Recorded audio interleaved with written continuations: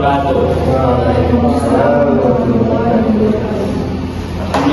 Alhamdulillah rabbil alamin. Shalatu wassalamu ala asrofil anbiya'i wal mursalin wa ala alihi wa sahbihi rasulillah ajmain. Amma ba'du. Pertama sekali, marilah kita panjatkan puji syukur kita kepada Allah Subhanahu wa taala dan bersalawat juga kepada Nabi Muhammad sallallahu alaihi wasallam.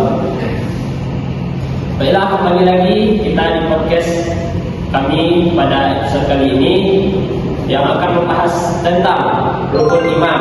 Seperti yang kita tahu, dari kita kecil dulu sudah mengetahui bahwa rukun iman tersebut terdiri dari 6, yaitu dari iman kepada Allah sampai iman kepada qada dan qadar. Jadi pada podcast kali ini kami akan membahas lebih dalam lagi tentang rukun iman tersebut. Jadi saya sebagai moderator akan memulai acara ini dari yang pertama akan dijelaskan saudara kita Faris pada saudara kita tersebut. Baik, terima kasih Adit atas waktu dan tempatnya bersama. Jadi iman kepada Allah keyakinan yang paling dasar dalam Islam. Kita percaya bahwa Allah itu yang menciptakan alam semesta ini. Iman kepada Allah berarti kita bukan hanya percaya bahwa Allah itu ada, tapi juga tunduk dan taat kepada perintahnya. Bukti nyata kita beriman kepada Allah itu bisa dilihat dari kehidupan sehari-hari, seperti mensyukuri nikmat-nikmat kecil dari Allah dan sabar saat diuji dan tidak sombong saat diberi kerajaan.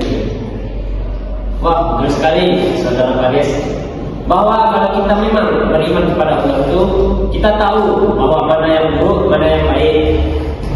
Kalau bukti kita memang beriman kepada Allah, kita akan melakukan semua perintah-perintahnya dan menjauhi semua larangannya. Oke, lanjut kepada iman yang kedua, kepada saudara kita Nazril. Silakan. Terima kasih. Jadi rukun iman yang kedua ini yakni iman kepada malaikat. Iman kepada malaikat ini juga termasuk salah satu dalam hal iman kepada hal yang gaib. Dan bisa kita pelajari, bisa kita ketahui bahwa mempercayai atau mengimani hal yang gaib itu merupakan salah satu dari hal yang harus kita percayai. Beriman kepada malaikat ini bukan hanya sekedar mengimani, hanya percaya bahwa malaikat itu ada, tetapi meyakini bahwa malaikat itu memang ada dan ditugaskan oleh Allah Subhanahu wa taala.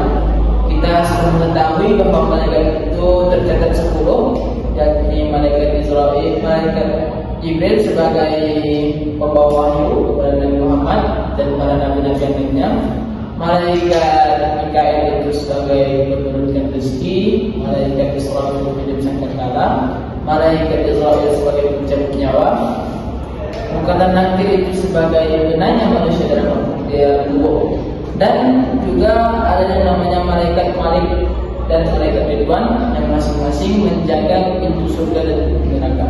Namun kita tidak boleh lupa ada yakni malaikat yang selalu mengawasi kita, yang selalu mencatat amal baik dan amal buruk kita, walaupun manusia lain tidak melihatnya.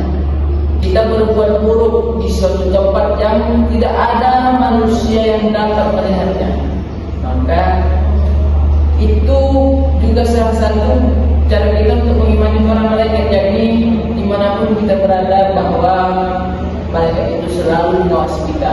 Siapa dia? Malaikat kiraman katibin. Dalam artian kalau kita mengimani malaikat ini, kita tidak seenaknya untuk berbuat apapun itu. Baik, itu benar sekali Nazir. Kadang kita lupa kalau misalnya kita mempunyai malaikat yang mencatat amal baik dan buruk. Jadi sepatutnya kita harus berhati-hati dalam berbuat dan berkata sekitar.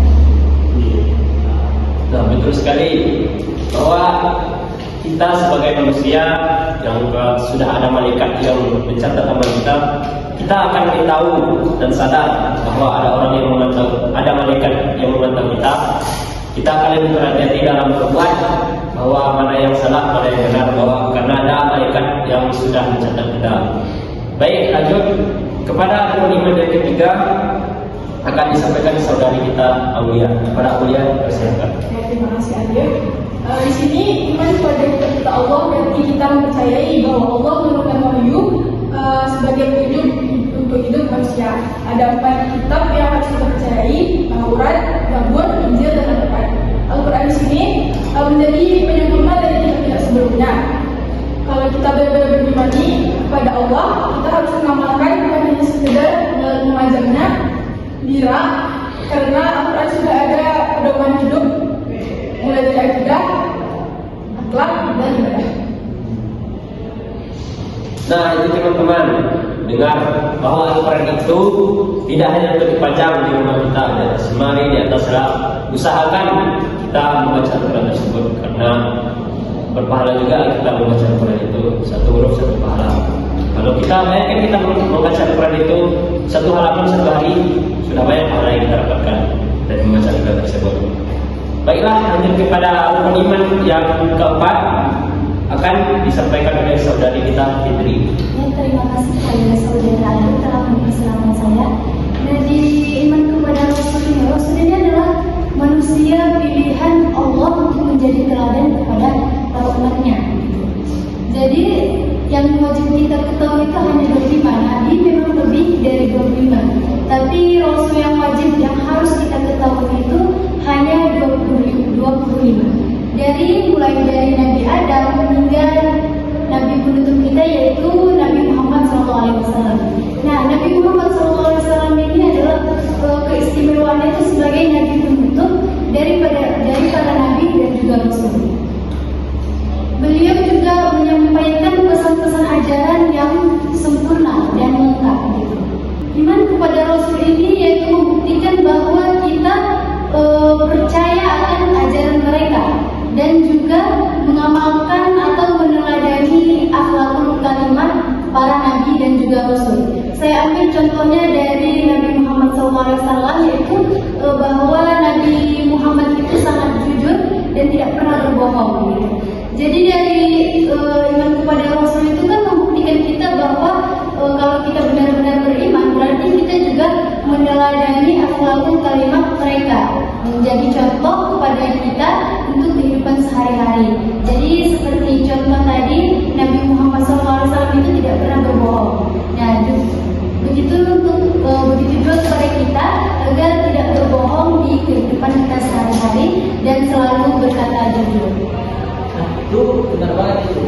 Soalnya Rasulullah SAW itu diutus ke bumi itu untuk sebagai penyempurnaan anak manusia. Inna itu dari makanan akhlak. Sesungguhnya aku diutus ke dunia ini sebagai penyempurna akhlak manusia. Nah, jadi ada juga hadis tadi mengatakan sebaik-baik manusia ialah yang paling baik akhlaknya di antara kamu. Jadi kita mengimani para nabi dan rasul itu bukan hanya sekedar percaya bahwa mereka itu ada, tapi kita mengimani, kita menjalankan semua yang risalah yang dia bawa. Masya Allah. Itulah jawaban dari 2 teman kita, bahwasanya kita mengimani Rasul itu bukan hanya sekedar mengimaninya, tapi kita berusaha untuk meniru bagaimana perilaku Rasul tersebut yang baik-baiknya.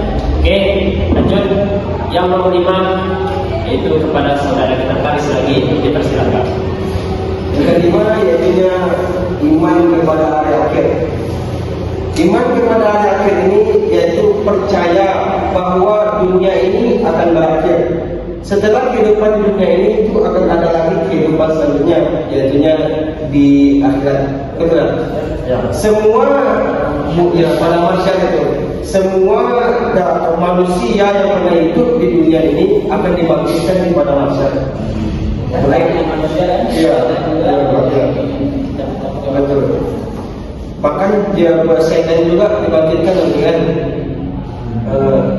dan orang yang meyakini iman kepada akhir ini itu akan terarah kepada jalan yang lebih baik, karena dia tidak akan berbuat zalim. Karena apa? Dia yakin bahwa ada balasan dari Allah Subhanahu wa taala. Wah, benar sekali teman-teman, bahwa bukti kalau kita memang beriman kepada akhir zaman itu, bahwa kita sadar bahwa dunia ini sementara, bahwa ada alam atau ada lagi yang kekal yang akan kita lalui setelah dunia ini. Maka dari itu kita berpikir lagi, kita di dunia ini mau ngapain? Mau berbuat kebaikan kah atau berbuat keburukan? Kalau berbuat kebaikan, maka balasan kita akan mendapat surga dari Allah, dan bagi yang berbuat buruk akan mendapat balasan neraka dari Allah. Itu pilihan bagi kita yang di dunia ini, mau pilih masuk surga atau masuk neraka. Baik, yang terakhir mungkin dari saudara kita Nasir lagi akan menjelaskan. Ya, kita masuk terakhir. Ini rukun iman yang terakhir, yakni iman kepada Allah dan Qadar. Iman kepada Allah dan Qadar ini berarti meyakini dan menerima dan ridho ke segala ketetapan yang telah ditetapkan oleh Allah kepada kita, bahwa semua yang terjadi di dunia ini merupakan sudah ketetapan dan ketentuan dari Allah Subhanahu wa taala. Tetapi bukan berarti kita sebagai manusia itu harus terpaksa saja. Islam itu mengajarkan kita untuk senantiasa berikhtiar dan bertawakal. Jadi kalau sekiranya kita hanya berdoa saja, hanya berserah diri tanpa ada usaha, itu sia-sia. Itu sia-sia namanya. Kalau seandainya cuma usaha saja, berdoa. kalau seandainya cuma usaha saja, Kalau hanya sekedar usaha tanpa doa, itu sombong namanya. Dia berusaha sesuatu tetapi tidak ada iringan doa di dalamnya, berarti dia tidak butuh pada siapapun. berarti harus sejalan gitu. Harus sejalan yang semua ini. Jadi ikhtiar dan doa dan usaha. Kita ambil contoh. Seseorang yang bodoh, ada orang mampu memahami pelajaran. Apakah bisa dirubah? Bisa. Ia berdoa, apakah hanya berdoa? Dia berdoa, ya Allah, berikan kepada aku kemampuan, berikan aku kemampuan. Tetapi diiringan doa itu tidak ada yang namanya usaha. Nah, itu sama dengan sia-sia. Jadi yang namanya doa itu harus ada yang namanya usaha. Apa usahanya? Dia belajar sampai pulang ke rumah, dia kembali mengulang. Mungkin itu dia. Kalau kita gagal di dunia ini, kita jangan bersujon. Kita harus bersujon kepada Allah bahwa ada skenario yang lebih baik dibanding itu. Dan kalau kita berhasil, kita jangan lupa bersyukur, karena itu juga salah satu dari kurnianya Allah SWT. Ini ketiga. Ya, betul sekali dari penyampaian Pak Sidaya Nazari. Jadi dari seperti iman ini, dari kenapa iman ini, kita belajar bahwa iman itu harus bukan hanya diyakini dengan hati, tetapi harus tercermin dalam perilaku sehari-hari. Nah, yang dikatakan saudari Aulia itu benar ya teman-teman. Kenapa saya katakan benar? Karena kalau benar-benar diri kita beriman, itu dapat mengubah diri kita menjadi pribadi yang lebih baik lagi. Nah, pribadi yang lebih baik itu seperti kita bisa menjadi pribadi yang lebih jujur, ikhlas, dan juga sabar, dan tidak mudah diri detik kepada takdir yang orang lain dapatkan. Iya, betul sekali. Iman membuat hidup kita lebih tenang karena kita yakin bahwa semua terjadi itu hanya dari keesaan Allah yang sempurna. Lalu pendapat yang tiga teman tadi itu benar. Artinya kita mempercayai rukun iman ini bukan berarti hanya sekedar tahu, hanya sekedar hafal, tetapi juga melakukannya, mengamalkannya, membenarkan dalam hati, mengamalkannya dalam perbuatan, dan menginvestasikan di lingkungan sekitar. Sebagaimana dalam surah Al-Isra mengatakan, "Wa may yakfur billahi wa malaikatihi wa kutubihi wa rusulihi wal yawmil akhir faqad dhalla dhalalan ba'ida." Barang siapa yang ingkar kepada Allah, kepada malaikat, kitab-kitab Allah, Rasul-Rasulullah, dan hari akhirnya, maka sesungguhnya dialah orang yang benar-benar tersesat. Masya Allah, jawaban dari saudara-saudara kita sangat bagus sekali, teman-teman. Baiklah, mungkin sekian podcast yang dapat kami sampaikan tentang tema rukun iman. Mungkin bagi teman-teman yang ingin menuju episode selanjutnya, jangan lupa like, komen, dan subscribe channel ini. Baik, mungkin sekian yang bisa kami sampaikan. Wassalamualaikum warahmatullahi wabarakatuh. Dadah.